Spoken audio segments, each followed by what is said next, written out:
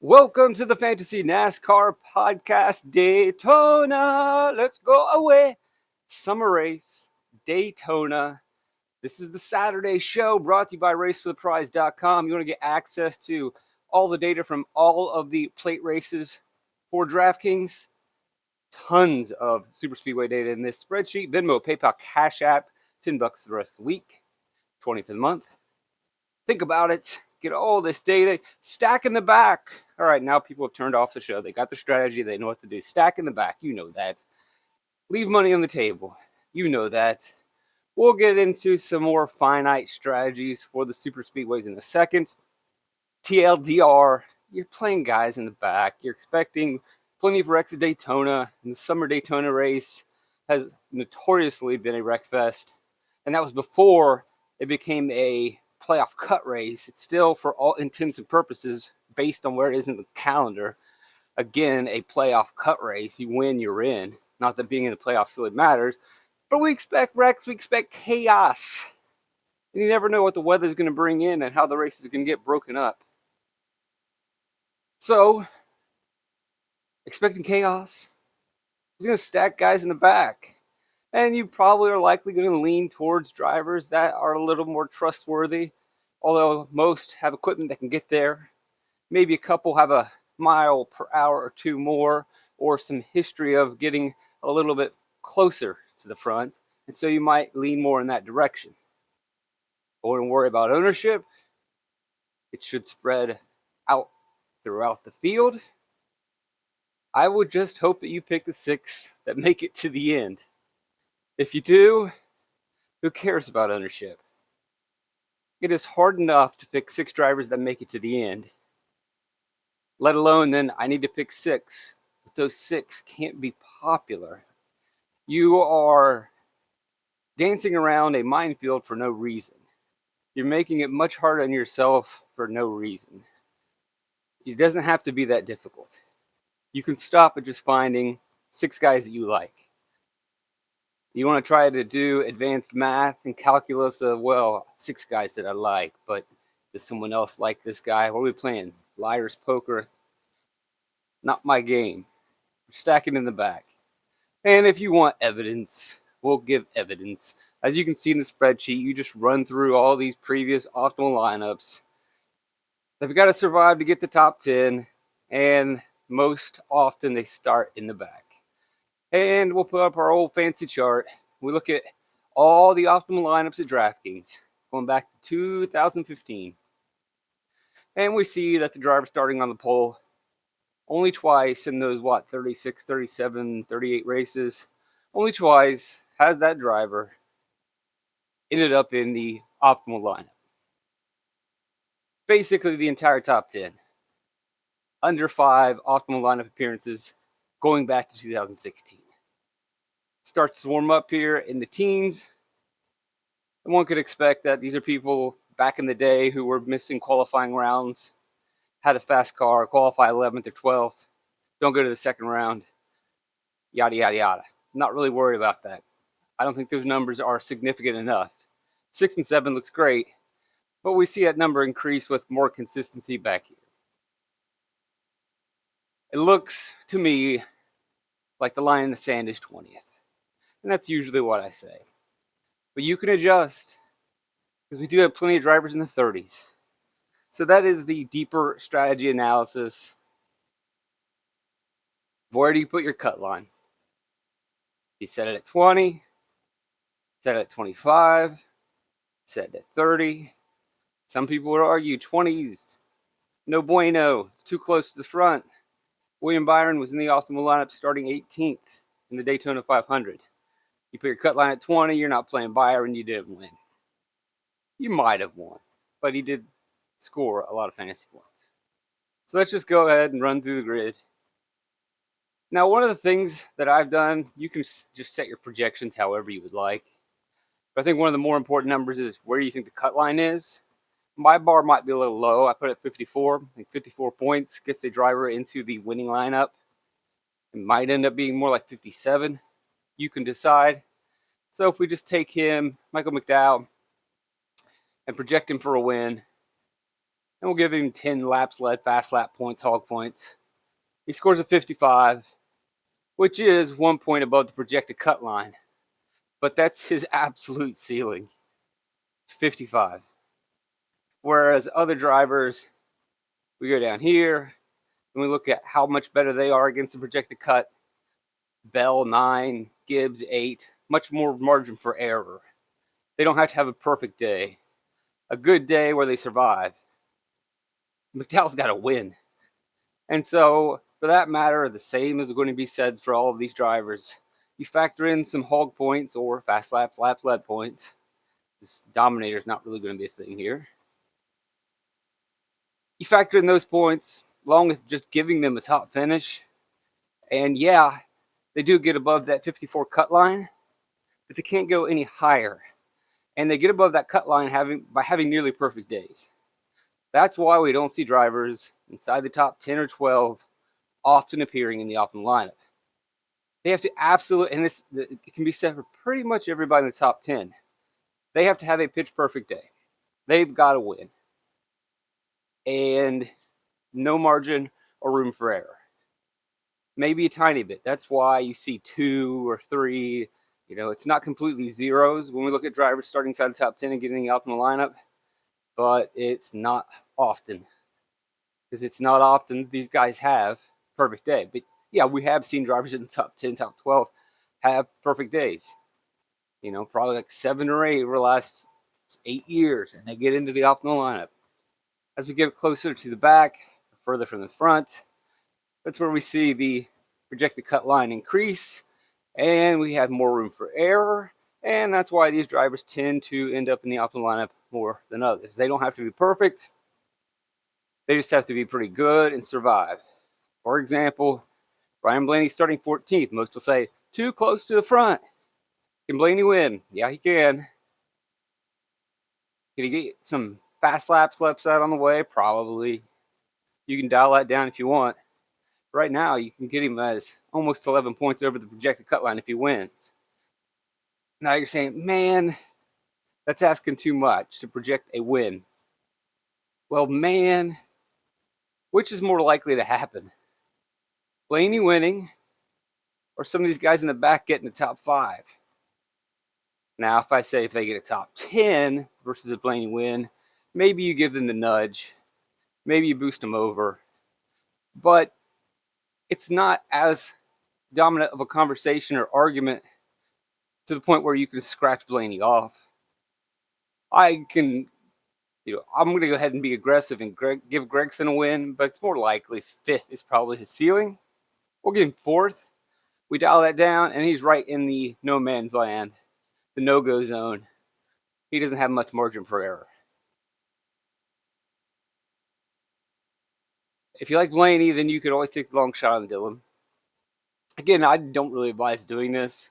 You'll probably hear about these guys when you hear strategies that focus more on ownership and worrying about splitting the difference at the top. And that's fine. That's a conversation that can be had. So I won't go here. But I think Austin Dillon and Truex and Blaney, even Buescher maybe, will be very popular conversations probably in your Discord when it's coming to ownership. My thought is I just want to pick 6 that can make it to the end. Now, if that truly is the case, then you probably would trust Blaney. Maybe Dillon or Truex, given that Truex is seeming to run a little bit better. Well, not really. As you can see on the screen at super speedways lately, he's been terrible for the last 10 years. Austin Dillon's not running well, but again, what's that matter? What's that mean? You can see drivers go hot streaks, cold streaks. It changes at any time. I just put the data on the screen to help you out. But Truex, yeah, you're going to get lower ownership. If you want to go that second level of complexity, you can do it. Austin Dillon as well. If you want to go galaxy brain. But again, arguing against my own stupidity, I did say just get 6 guys to the end. All right, well, even then, I don't think Dillon is safer than anyone that's starting in the back. Truex probably not either. Now, the only place that real Galaxy Brain is probably not Galaxy Brain and it's more of a real conversation is Blaney. And I am spending a little bit of time, but you've already known just the stack in the back. I think Blaney is kind of an interesting thing going into this race because his success rate's better than really anyone when it comes to super speedways. And he can win this race. And he has a little bit of a cushion that if he finishes third, you're still probably good to go. And you can make a strong argument, whereas with Dylan and Truex, are they safer than anybody? No. But Blaney probably is safer than playing a guy in the back. He does have that high upside. He has won at Daytona before, if that matters. And if my whole philosophy is just pick 6 guys that can win, that means 6 guys that can survive, he does fit that category. Now, obviously, I need place differential. I can't apply that method to drivers starting in the top 10. We would all agree on that. But then the next conversation is, if I can't start guys in the top 10 that are just surviving, I know, again, I just want 6 guys that can win. But I got to put the caveat of top 10 is not good enough. But then why is 14 okay? And my answer to that is, if we just look at the projection, he can get there with a little bit of safety and comfort. Those 4 extra spots absolutely matter. And based on who he is, I can give him the attention that he's getting here. I'm trying to give you a little different take on things other than just stacking the back for 30 minutes. Really trying to think some of this stuff through. The next thought is when we were talking about cut lines, 30, 25, 20. Where do you set it? 30, that's aggressive. Well, when you look at these guys, sure. I wouldn't set my cut line there because I don't think you're going to build big enough of a pool. But if you're spraying ownership around, I would not mind opening up the fire hose on Zane Smith, John Nemechek, and just going heavy here and maybe dialing down the spigot with the 20s. But again, if we do say 20, but maybe the real cut line's 18. Because you can put Bubba Wallace and Denny Hamlin in that same conversation as we just had with Ryan Blaney. And now we're getting a couple more place differential points. And with those, we have an even more comfortable safety net. Room for error. Bubba and Denny don't really need to win this race. Right now, I got them at 66 if they win the race. That's more than enough fantasy points to be optimal. If I dial them down to 5th, they're right there in that spot where I'm pretty comfortable, 56 to 57. So can I get a top 5 in Bubba Wallace? Yeah. Or Denny Hamlin? Yeah. So that's just a survival pick. Make it to the end. If Hamlin makes it to the end, he's likely in the top 5.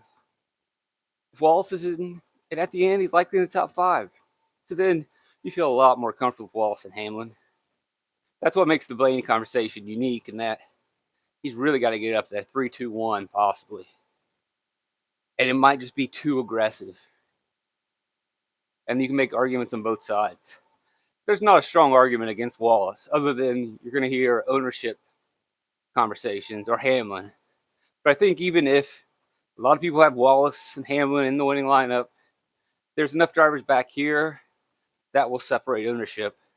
And that if you wanted the place to separate ownership, I would argue, is just picking different long shots as opposed to trying to go lower on Wallace and Hamlin. Now, you're going to hear people say, they're doing this or that, and then take their victory lap when Wallace wrecks. And it's really just a flip of a coin. You know that. They're going to say, well, that's why I lowered my ownership on Wallace. Oh, yeah, because you knew he was going to wreck. No, because I knew he was going to be popular, and if he wrecked, I get it. I know. You're going to hear that. Everybody else took him. I outsmarted you. Yeah, but it would have been the exact opposite if he didn't wreck. They would have laughed at you. You outsmarted yourself. So I don't care where you come down in that conversation. It's plate racing. It's super speedways. So be it. I get it. You can act like a master. Oh, ad block. What you doing? So let's just go through and see. We'll start at the bottom and decide how much we like these guys. Eric Jones, yep, Why not? Will he be the most popular play? Yeah, but I don't think you're going to see like someone who's 50% versus 20. Will he be, in the higher ownership? Sure. Hocever, again, why not? If we are trying to look at things statistically, Haley has been on fire in some of his races. He's been good, but he scores fantasy points at a decent rate. I think he was better in the Xfinity Series. Ricky Stenhouse Jr., you know what it is. I mean, actually, you look at Justin Haley. 5 Super Speedway optimal lineups. Kind of got to get excited about that. Stenhouse, you know how he rolls. 6 optimal lineups, but he's been in, all of these Super Speedway races, whereas Haley hasn't. Although Haley's been in quite a few by now. Corey LaJoy, 10 optimal lineup appearances. Seems to have a knack for Super Speedway racing. There was a bit of a hot run years ago. Hasn't quite brought back that magic. But he did, finish 4th at Daytona. So 10th in Daytona before that. He knows what to do. It's just a matter of, does he avoid the wreck or not? Where do you stand? I'll probably pass on Ware and SVG. You want to go after them, that's fine. If chaos ensues, then they're on the board. I'm not going to likely chase BJ McLeod or Joey Gase. You just never trust the equipment. You really need pandemonium for those guys to happen. And I'm not expecting that wild of a race, but it has happened in a Daytona 7 race before. I like leaning towards Nemechek and Smith. I don't think I really want to dance with Hemrick or Retzlaff. Again, that's where you'll find a little deviation in ownership. If you want to be super cute, you can go that way. And it's really not the cutest thing in the world because it's Super Speedway racing. Why can't a colored car get a top 10? But even in that case, Hemrick gets a top 10 because of crazy wrecks. And let's say Stenhouse also survives. Well, it was the Stenhouse pick. And so if you really can't separate these guys by too much of a degree, you just lean towards place differential, because the same circumstance that results in, you can make an argument that we don't need chaos for Ricky Stenhouse to get a top 10. I'd say a better example would be Carter. I still think Hemrick could get a top 10 without chaos. So you're really just flipping the coin on will he get in the big one or not? Will he wreck or not? And that can be applied to all these drivers. I would argue that they all have equal chances of a top 10. Maybe to a degree, one's better than the other, but it's marginal. And since it's not that big of a difference, you just chase the place differential. You just do. All of those drivers 30th and back might as well be equal in my book. I've got Hemrick and Retzlaff down a little bit, but it's really not that far off. This group's fine. I mean, bunch them together, and then if you think, oh, well, they're all pretty much equal, then you just chase heavier on Bell. I'm maybe being a little soft on Hill, but if he ends up in the end, then why not one of these drivers too? As we get closer to the front, I need them to push a little bit further to the front. Suarez and Bowman can do it, but I think they are pushes. Much rather go to Wallace and Hamlin. But since I'm a little down on Bowman and Suarez and even Hill, I think if you really are trying to differentiate, that is fine. End of the day, folks, you're just trying to pick a guy that's not going to wreck. And you can't really predict that. The only thing you can do is maximize your chances by getting enough place differential. Getting drivers above that cut line. For them to get above that cut line, most of them just need to survive. So, I think that'll do it. I wish there was another way to do these Daytona podcasts, but there really isn't. It's a 5-minute podcast at that. 2 minutes of saying stack in the back. See you guys next week. But I thought I would step on here and talk a little about fantasy NASCAR. Have a great Saturday night.